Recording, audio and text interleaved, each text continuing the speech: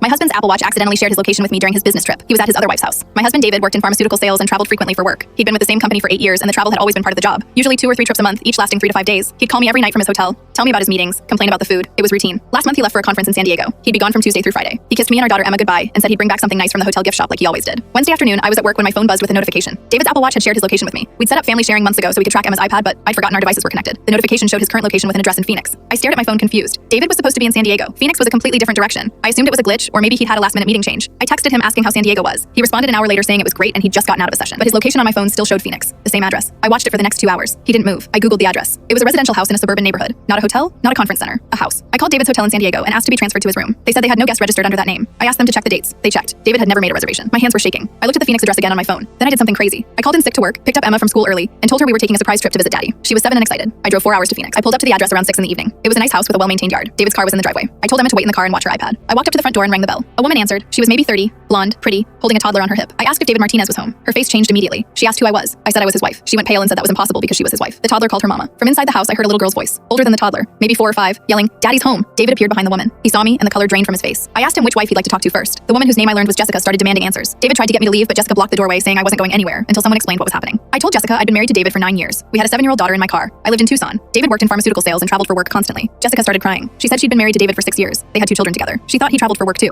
David tried to claim this was a misunderstanding, but both Jessica and I had marriage certificates, photos, years of documentation. Jessica pulled up their wedding photos on her phone. I showed her mine. Different weddings, 2 years apart, both legal marriages to the same man. Jessica let me inside. We sat in her living room while David stood there sweating. I called Emma in from the car. Jessica's 2 children stared at us. Emma asked why there were other kids and why Daddy looked scared. The truth came out slowly. David had been living a double life for 6 years. He'd married Jessica 2 years after marrying me. He'd used his frequent travel to maintain both families. He told Jessica he worked in medical device sales with the same travel schedule. Different company name, but same story. The money had come from somewhere. Jessica said David made good money and supported them well. I said the same thing. David finally admitted he'd been embezzling from his company for years. Fake expense reports, inflated travel costs, fabricated client entertainment charges. He'd been stealing approximately $8,000 a month to support 2 households. Jessica and I called the police together. David was arrested for bigamy and fraud. His company launched an internal investigation and found evidence of embezzlement totaling over $400,000 across 6 years. Both marriages were legally complicated. I'd been first, so mine was valid. Jessica's marriage was void, but she'd had 2 children with him. David's assets were frozen pending criminal charges. Jessica and I were both left with nothing while his legal fees drained everything. The hidden truth was that David had methodically planned this for years. He'd created entire fake identities, fake business contacts, fake friends in each city. He had 2 phones, 2 email accounts, 2 complete separate lives. He'd remembered birthdays and anniversaries for both families. He'd attended parent-teacher conferences and doctor appointments in both cities. Jessica and I became unlikely allies through the legal process. We'd both been married to a man who didn't exist. The David I knew was a lie. The David she knew was a lie. The real David was someone who could compartmentalize his life so completely that neither of us had suspected anything for years. The worst part was Emma and Jessica's children. They had half-siblings they'd never known about. They'd lost their father not to death or divorce, but to discovering he'd never been who they thought he was. David was sentenced to 5 years in prison for bigamy and fraud. He'll be out in 3 with good behavior. I filed for divorce immediately. Jessica had to file for annulment since her marriage wasn't legally valid. We're both trying to rebuild with no savings and no support. If David's Apple Watch hadn't glitched and shared his location, I might never have known. He'd have kept living his double life until one of us died or until he made another mistake. That's the part that haunts me most. How long would it have continued?